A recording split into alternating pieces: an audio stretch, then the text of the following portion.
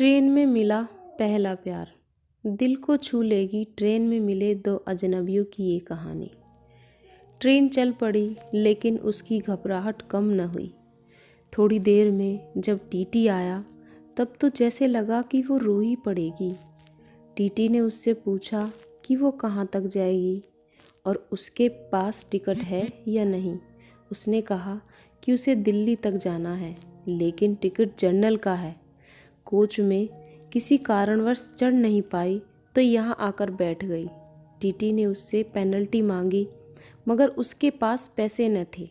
उसने टीटी को बोला कि उसके पास केवल 100 रुपये हैं, इसलिए वो अगले स्टेशन पर ही जनरल में चढ़ जाएगी। उसने टीटी को बताया कि इमरजेंसी आने के कारण वो ऐसे ही घर से निकल आई है। उसकी मासूम आंखों से आंसू बहे जा रहे थे। टीटी ने उसे 100 रुपये की पेनल्टी पर ही स्लीपर में यात्रा करने दी। लड़की ने उसका शुक्रिया अदा किया और चुपचाप अपनी सीट पर बैठ गई।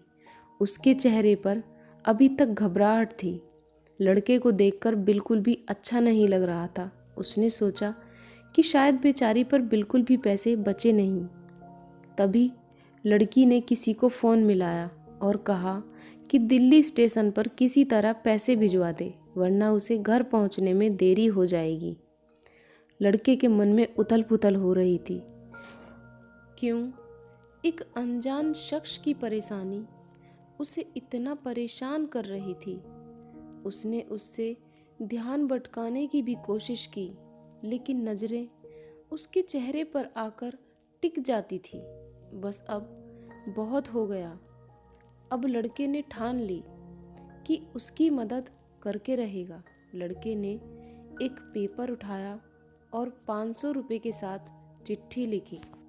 उसने दोनों एक चाय वाले को दिया और कहा कि उस लड़की को दे आए।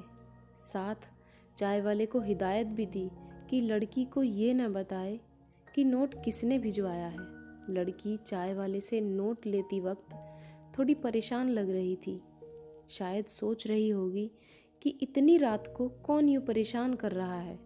उसने चिट्ठी खोली जिस पर लिखा था, तुम्हें काफ़ी देर से परेशान देख रहा हूँ। मालूम है कि किसी लड़के का यूँ रात में एक अजनबी लड़की को नोट भेजना अजब और गलत होगा, लेकिन चाहकर भी तुम्हें यूँ परेशान नहीं देख पा रहा हूँ। तुम्हें बात करते सुना तो पता लगा कि तुम्हारे पास घर पहुँचने के भी पैसे नहीं हैं, इसलिए 500 रुपये चिट्ठी के साथ रख रहा हूँ। तुम इसे एहसान के तौर पर मत देखना, ये बस इंसानियत के तौर पर मदद है। नीचे अपना पता भी लिखा है, जब लौटाना चाहो लौटा सकती हो। सच बताऊं तो नहीं चाहता कि तुम पैसे लौटाओ। लड़की ने फौरन इधर उधर देखा पर उसे कुछ समझ नहीं आया। लड़का भी फट से मुंह पर चादर डालकर लेट गया। लड़की के चेहरे पर मुस्कान थी, राहत की मुस्कान।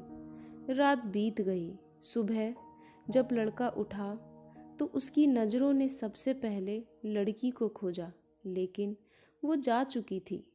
हाँ, जिस सीट पर वो बैठी थी वहाँ एक कागज़ की पर्ची पड़ी थी। लड़का फौरन उठा और पर्ची को पढ़ने लगा। पर्ची में लड़की ने लिखा था, शुक्रिया, आपका ये एहसान ज़िंदगी भर नहीं भूल पाऊंगी।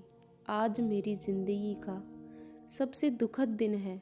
मेरी माँ ने इस दुनिया को अलविदा कह दिया और इसी कारण मैं जल्दबाजी में निकल आई। आपकी मदद के कारण मैं अपनी माँ को देख पाऊंगी। शुक्रिया, आपके पैसे जल्द ही लौटाने की कोशिश करूंगी। लड़के के चेहरे पर मुस्कान आ गई। अब वो बस इसी इंतज़ार में दिन काटने लगा। रोज़ाना पोस्टमैन से पूछता कि कोई खत आया है क्या, और नए में जवाब सुनकर निराश भी होता। ये इंतज़ार लंबा ही होता जा रहा था। फिर एक दिन उसे एक खत मिला जिसमें लिखा था, आपके दिए पैसे लौटाने हैं, लेकिन चिट्ठी के साथ नहीं, आपसे मिलना है। मिलने का पता लिख रही हूँ, तुम्हारी अजनबी हमसफ़र। दोस्तों, अगर आपको आज की हमारी ये कहानी पसंद आई हो तो प्लीज़ लाइक, शेयर और सब्सक्राइब ज़रूर करिएगा। धन्यवाद।